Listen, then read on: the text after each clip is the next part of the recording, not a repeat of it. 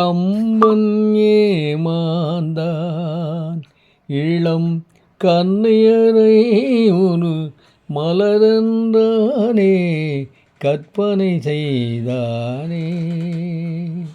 கம்பன் ஏமாந்தான் இளம் கன்னியரை ஒரு மலரன்றானே கற்பனை செய்தானே.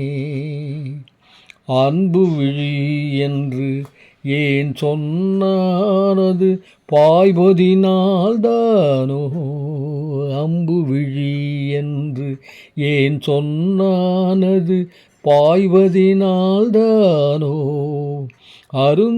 அருந்த சுவை பாலன ஏன் சொன்னானது கொதிப்பதனால்தானோ.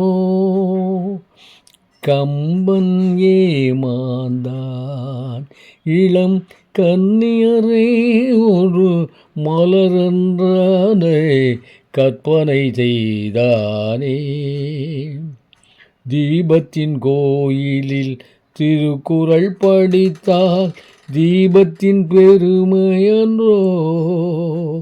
அந்த தீபத்தினால் ஒரு நெஞ்சத்தை எரித்தால் தீபமும் பாவமன்றோ. கம்பன் ஏமாந்தான் வள்ளுவன் இளங்கோ பாரதியன்றொரு வரிசையை நான் கண்டேன். அந்த வரிசையில் உள்ளவர் மட்டுமல்ல அட நானும் ஏமாந்தேன்.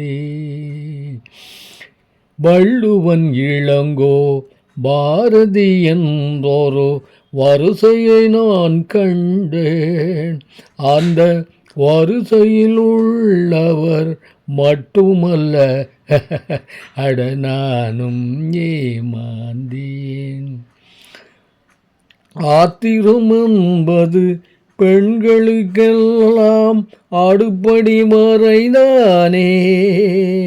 ஒரு ஆதிக்க நாயகன் சாதிக்க வந்தால் அடங்குதல் முறைதானே. கம்பன் ஏமாந்தான் இளம் கன்னியரை ஒரு மலரன்றானே கற்பனை செய்தானே. இந்த பாடல் எஸ்பி பாலசுப்ரமணியம் அவர்கள் அருமையான தேன் குரலில் பாடினார். பாடியவன் பாட்டை கெடுத்தான் என்பது போல என்னால் முடிந்தது இதை பாடினேன். அந்த கருத்துக்கள் என்னை கவர்ந்தன. கவியரசு கண்ணதாசன் அவர்கள் இந்த பாடலை மிக அற்புதமாக மிக நயம்பட எழுதியிருக்கிறார் என்பதை பார்க்கணும். கம்பனே ஏமாந்துட்டானா ஏன்னா கண்ணீர்களெல்லாம் மலர்னு ஏன் சொல்லலாம், எல்லாம் முள்ளு இல்லை அப்படிங்கிற பொருளில் அவர் சொல்கிறார். ஏன்னா அந்த சிச்சுவேஷன் சொல்லுவாங்க சினிமாவில் திரைப்படத்தில் அந்த சூழ்நிலைக்கு ஏற்படி ஒரு பெண்ணை கிண்டல் செய்து பாடுவதாகத்தான் அது நயத்தை அமைத்திருக்கிறார். கண்ணதாசனை கேட்கணுமா அம்பு விழின்னு ஏன் சொன்னார்னா அது குத்துதில்லை பாஞ்சி, அதனால தான் சொன்னாமல் இருக்கு என்னை இப்படி குத்துதடாங்கிறார். அருந்த சுவை பால்னார். ரொம்ப நல்லா சொல்லுவார் நினச்சா அது கொதிக்குது இல்லை பால், அதனால் அது கொதிக்குது அப்படிங்கிறார். தீபத்தின் கோயிலில் திருக்குறள் படித்தா நல்லது தான், தீபத்துக்கு பெருமை. ஆனால் அதை வச்சு ஒரு நெஞ்சத்தை எரித்தா அது பாவம்ப்பா. அது மாதிரி அவளை எரிக்கிறாரே என்ன அப்படிங்கிறார்.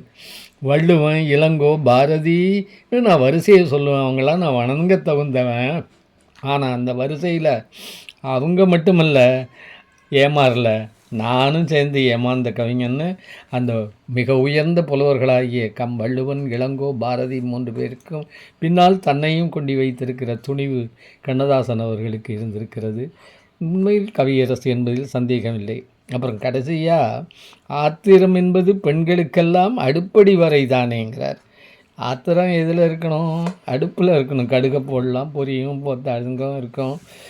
ஆனால் ஒரு ஆதிக்க நாயகன் சாதிக்க வந்தால் அடங்குதல் முறைதானே இந்த வரியில் கொண்டுட்டார் கண்ணதாசன். ஒரு ஆதிக்க நாயகன் என்ன ஆதிக்கம்? அங்கே அடுப்படியில் போய் என்ன வேலை உனக்கு? ஆதிக்கம் என்ன ஆதிக்கம் இருக்க முடியும்னு நீங்களே புரிஞ்சுங்க. ரொம்ப ஆழமான பொருள் அது. சாதிக்க வந்தால் எதனா சாதிக்கிறான் அவன், அந்த இடத்துல என்ன சாதிக்க முடியும் ஒரு பெண்ணுக்கிட்ட? அதைத்தான் மறைமுகமாக இலைமறை காயாக சொல்லலாம்.